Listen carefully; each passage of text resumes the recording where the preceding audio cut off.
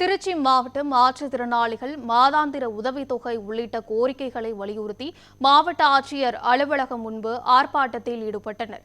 வருவாய் மற்றும் மாற்றுத்திறனாளிகள் நலத்துறை மூலம் நிலுவையில் உள்ள மாதாந்திர பராமரிப்பு உதவித்தொகை, 100 நாள் வேலை திட்ட சம்பள நிலுவை மற்றும் கல்வி, விபத்து, இயற்கை மரண நிதிகளை உடனே வழங்க வேண்டும் என கோரிக்கை விடுத்துள்ளனர். மேலும் மாற்றுத்திறனாளிகளுக்கு மாதந்தோறும் 3000 உதவித்தொகை, கடுமையாக பாதிக்கப்பட்டவர்களுக்கு 6000 வழங்க வேண்டும். அனைத்து மாற்றுத்திறனாளிகளுக்கும் ரேஷன் கார்டாக மாற்றி 35 கிலோ அரிசி வழங்க வேண்டும் என கோரி மாவட்ட ஆட்சியர் அலுவலகம் முன்பு ஆர்ப்பாட்டம் நடத்தினர்.